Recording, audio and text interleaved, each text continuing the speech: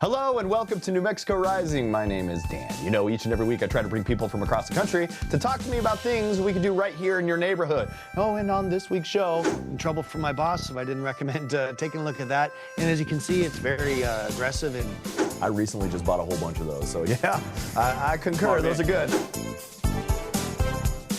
All of that and more right here on New Mexico Rising.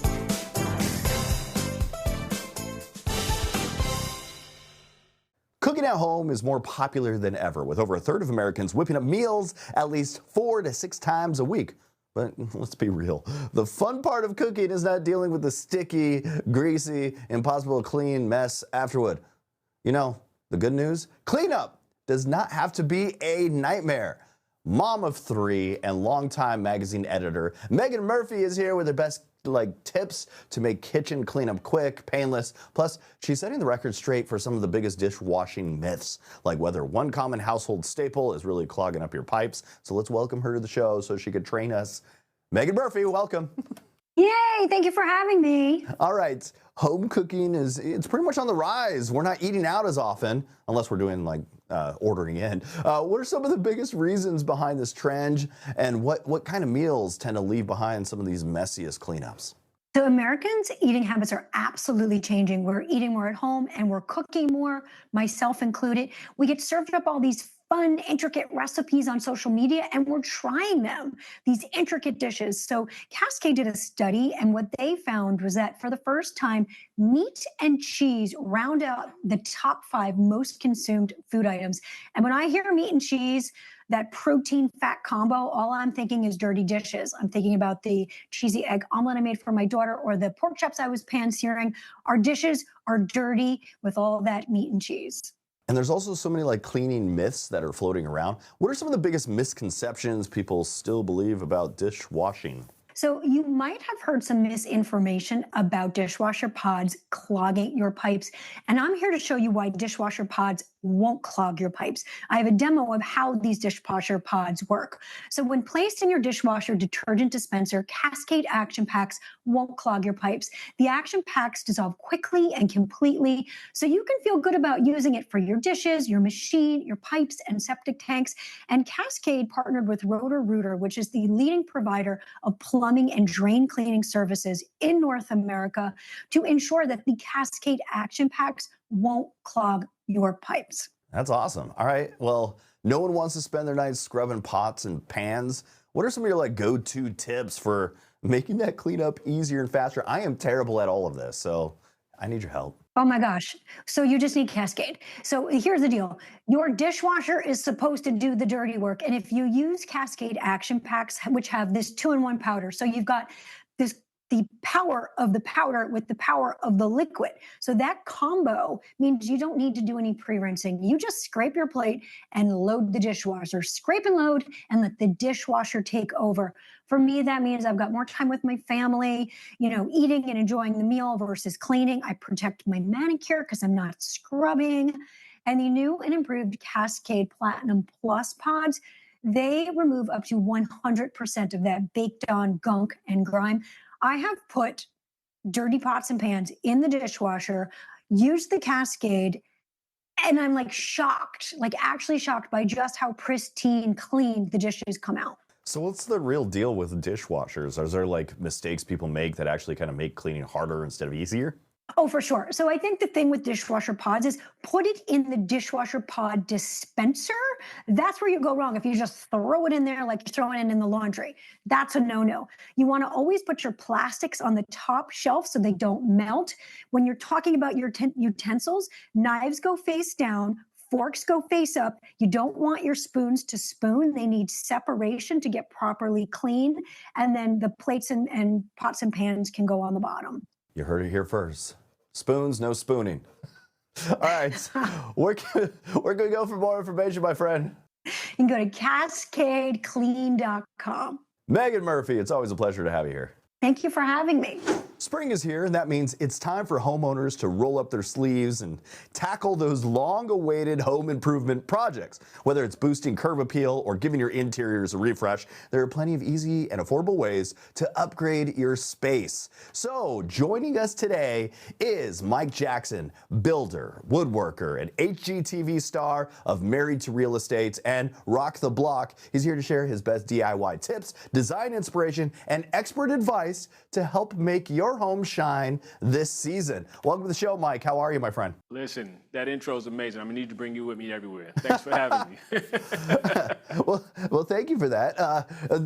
Spring is always the perfect time for a refresh. Where should homeowners start when it comes to like home improvement projects? Yeah, I would say start with building your confidence. Like we say on our show, Married to Real Estate, one of the things we focus on is sometimes small spaces, and some of those small spaces can be outside. We add some mulch, or we remulch, we add some new plants, replant, or some planter boxes. And then after that, head inside to a small space that we can tackle, build up the confidence, and then before you know it, all your projects are done. And curb appeal, that can make a huge impact. What are some of the easy ways to enhance the look of a home's exterior? Yes, definitely. Curb appeal matters. So we're headed into the growing season, and that's why I recommend O.M. Scott & Sons, right? Which offers 4 amazing natural products.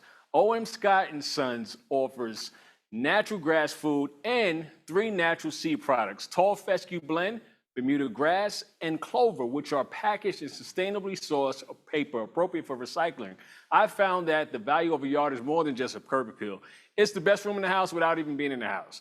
O.M. Scott & Sons is safe for kids, pets, when used as directed, specially formulated with no added artificial or weed control ingredients. And DIY, it can be fun, but also a little intimidating for some of the beginners. Do you have any insider tips to help like homeowners take on projects a little more confidently? Definitely. Those DIYs are probably going to tackle some paint this spring. So I would recommend frog tape, okay? Frog tape, multi-surface painter's tape, is high-quality tape treated with exclusive paint block technology to seal tape edges and prevent paint bleed for super sharp paint lines, making it the perfect tape for all your spring painting projects. The solvent-free, high-performance adhesive bonds quickly to the surface, so there's no weight to paint. Designed for use on an array of surfaces, including cured painted walls, metal, glass, and more. It offers clean removal for an easy cleanup process that provides professional-looking results while streamlining the painting process. And safety, it's key when working on home projects. What are some like must-know safety tips to keep in mind? Here's a simple one for you. Safety-wise, let's get some gloves in the mix of it all. Gloves are great, so I recommend Venom Steel. Venom Steel 2-layer nitrile gloves. Good gloves are essential. So if you're looking for the toughest disposable hearing protection available, my go-to is Venom Steel 2-layer nitrile gloves. These industrial strength, rip-resistant gloves will protect no matter the task. In the workshop, garage, around the house, or in the garden, these heavy-duty premium gloves are 70% thicker than the common disposable gloves. Feature heavy-duty 2-layer nitrile protection. Venom Steel gloves are rip and chemical resistant, fully textured to maximize grip and touchscreen compatible. And for those of us that want to like update their decor, do you have any tips? Definitely add some lighting. It enhances your space or your products, right? So quality lighting is an easy way to make a big difference. Spring is the perfect time to refresh your home with GE Reveal light bulbs that will make your improvements shine. These are GE's best bulbs that are used by interior designers everywhere.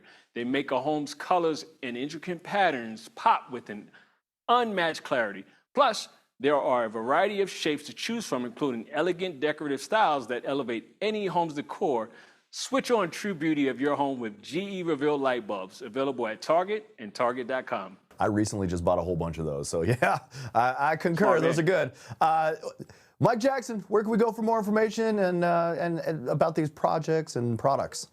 Yeah, tipsontv.com for more information. Mike Jackson, thanks for joining me this morning. Thank you.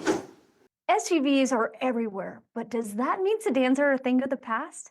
Not so fast. Sedans are still a great option for drivers who want better fuel efficiency, easy parking, and a more affordable price tag.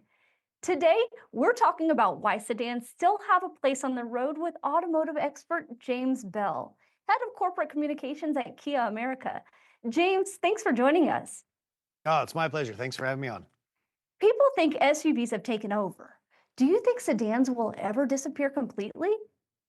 SUVs are definitely the hot commodity and have been for probably a better part of 2 decades now. In fact, here at Kia, more than 70% of the vehicles we sell are SUVs and crossovers. So we're, big fans of that marketplace, but we're bigger fans of offering choice.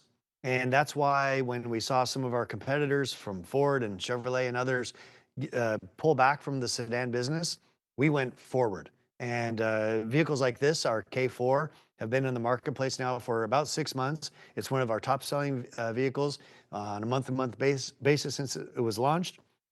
Our K5, which is just a little bit bigger than the K4, been out for a couple of years, doing a great job. So we're a little more bullish on the idea of providing choice and not pushing people towards one type of vehicle versus another, and doing it not only in internal combustion, gasoline-powered cars, but also across a full range of electrification. In fact, we're going to have at the New York Auto Show in about a month's time a full electric version of this vehicle. It's called the EV4. It looks a little bit different, but it's the same idea. So no, are sedans dead? Heck no. In fact, we're about to shock the system. How you like that? I love that. Why should someone pick a sedan over an SUV or crossover? I really think it's about looking honestly and candidly at what you're going to use the vehicle for. There's something very funny and interesting about the American car buying psyche. We tend to go for the biggest, fastest, strongest, the too much vehicle as opposed to the smart vehicle. And I always shudder when I see people commuting in big 7-passenger 3-row SUVs by themselves.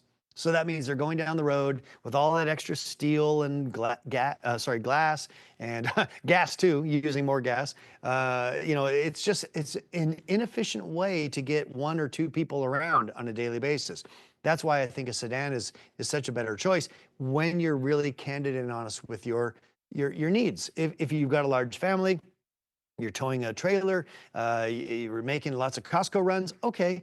A utility vehicle offers that extra space. I get it. But if you're not utilizing the utility, that doesn't make much sense.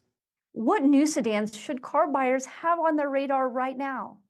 Well, the Kia K4, I'd be in trouble from my boss if I didn't recommend taking a look at that. And as you can see, it's very aggressive and futuristic and modern in its design. That's one of the other interesting points about the sedan marketplace, is because it's a little more rare, a little more unique and personalized. You can really, the designers can really kind of push boundaries.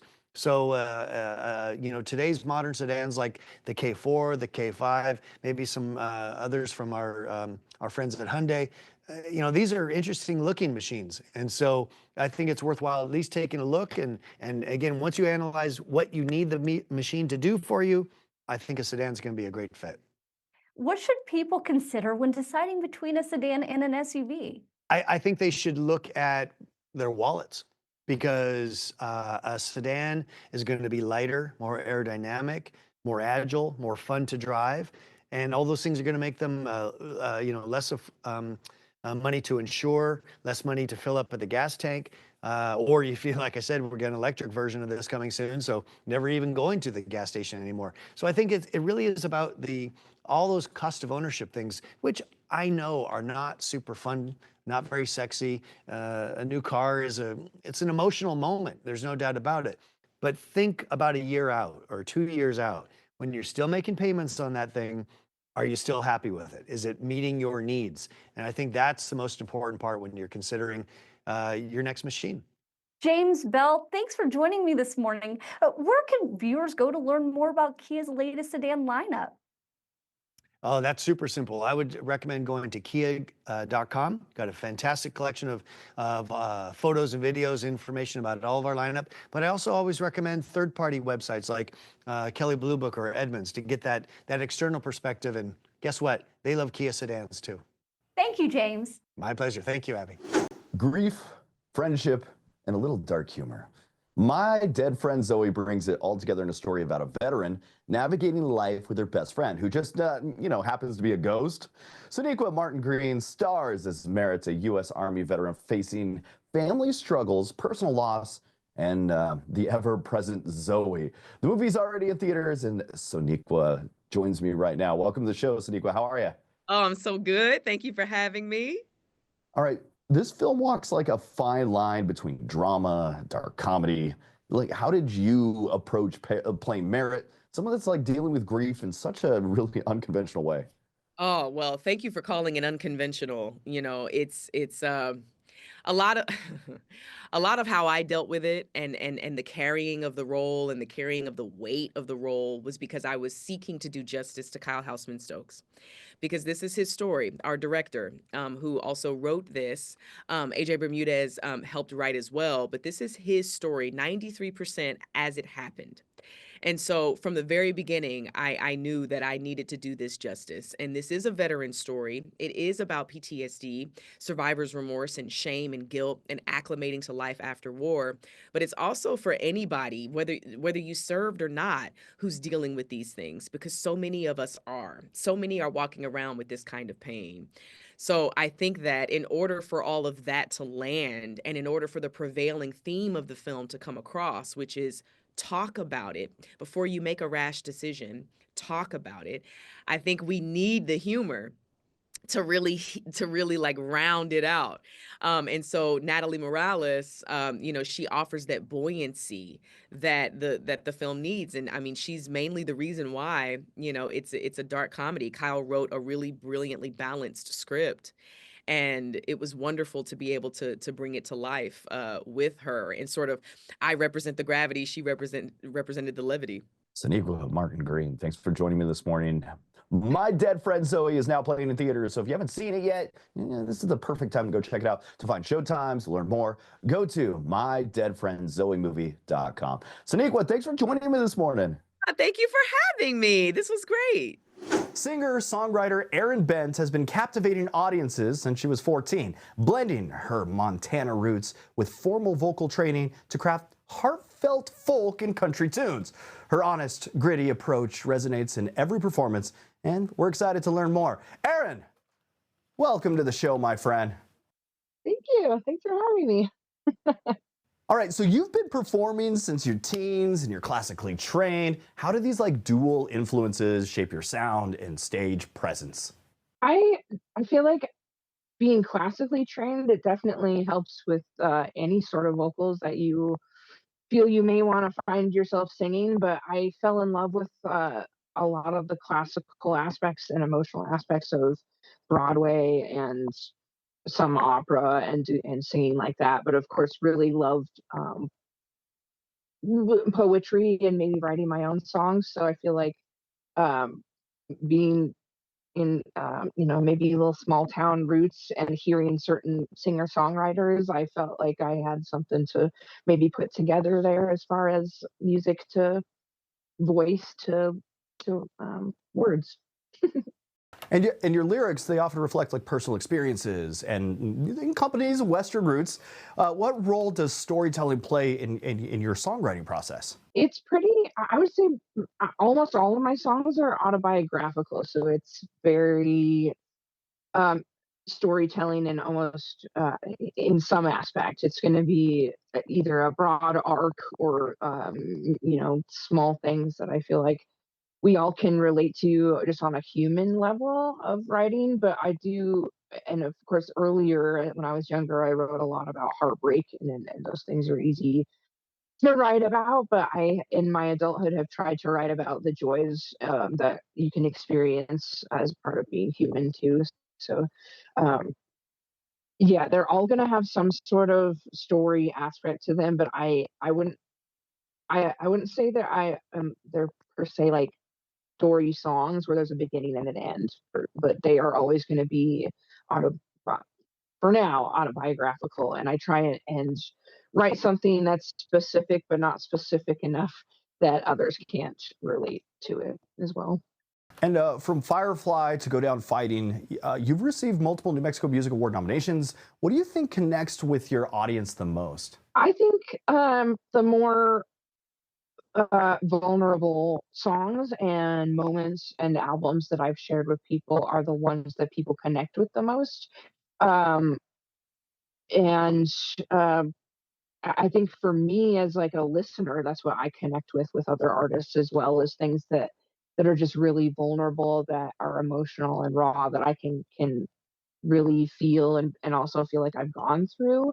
But that's, I would say, the tunes that I've had the most response from are definitely songs that um, I know others can relate to, and we've all been through those certain emotions. And I do love that people can relate to them that way, because that's what I find that I value in other artists' tunes. And so I mean that's why we write. And you have a new music video that you just released. It's from your album. Can you tell us about the album and then tell us about this new music video? Yeah, so Blush is the most recent album that I've released, and we released that in September. Um, I am really I love all my albums equally, but I'm most proud of this project because all of these songs that were on Blush were written before all of my other three albums that have been released. So these are older songs that are definitely the most vulnerable group of songs that I have in my repertoire. But I guess when I wrote them years ago, I didn't give them much merit, and I thought that they were maybe too vulnerable, and I was maybe a little too scared to revisit them. And so within the last year or so, I rediscovered a lot of those songs, and there's a big collection of them, and really realized that they were excellent, and I wanted to uh, give them full production and to give them the life they deserved. And I think because I wrote all these songs before anyone really listened to me or knew who I was locally, or these were songs that were written out of like pure catharsis, and like I needed to write them. And so I think it being my most vulnerable body of work, I think so far it's gotten the best and most vocal response, and I'm the most proud of it, whether people like it or not. So I think that's another part of it too. But this video was the first one we talked about releasing off of the album, because it's based on a true story, as you'll see from the from the video. All right, let's introduce this. It's Valentine's Night. It's off of her album Blush. Let's take a look at it right now.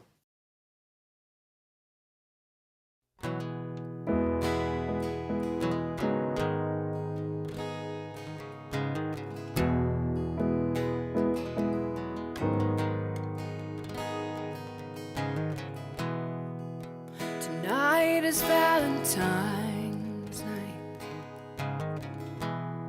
and I'm spending it alone. Soon I'll turn off the light, wait until the morning. These days I just slide by, try my best not to cry. Everything I see reminds me of you and the pain you put me through. What is love anymore? What the hell am I fighting for? What kind of game could this be? I've given you all of me.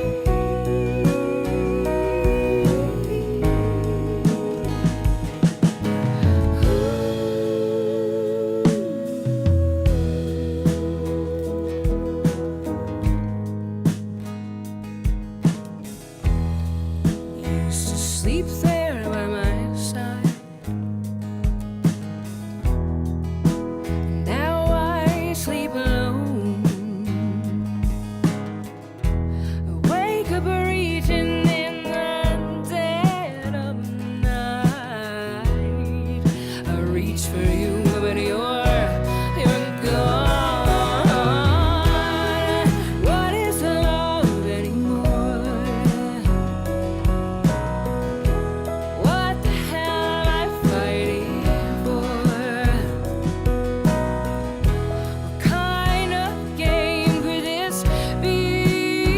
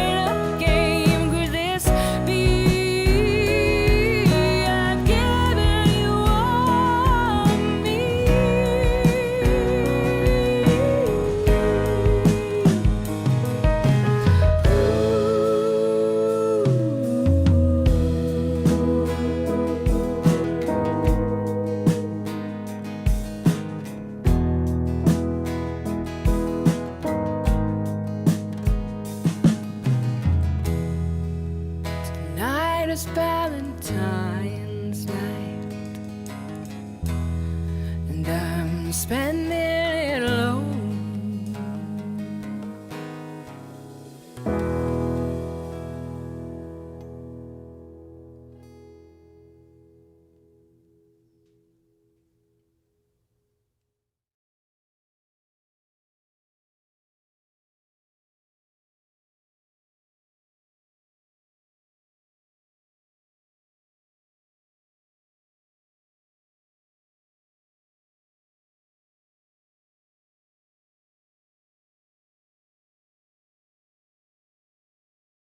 That's incredible work, Eryn. I want to thank you for sharing that with our show today. Can you tell our viewers where they can follow you on social media, maybe get your music, and maybe follow your upcoming tour schedule? Yeah, absolutely. So you can find my music on every digital platform that is out there. You just put in Eryn Bent, ErynBent, and you can follow me. Apple Music, there's a bunch of them out there. You can also buy physical product at shows, et cetera, et cetera. But Eryn Bent Music is where you're going to want to follow me on Facebook, Instagram, and then that is my website as well. Yeah. Eryn Bent, thanks for joining me today. Yeah, you're so welcome. Thanks for having me. That's it for New Mexico Rising. I want to thank you for tuning in and checking out the show. If you actually want to be on the show, email me. That's newmexicorising@gmail.com. Follow us on Facebook and Instagram, and make sure you go to our YouTube channel. That's @NMRising. And if you feel like finding out more, go to our website, newmexicorising.com. And until next week, that was New Mexico Rising.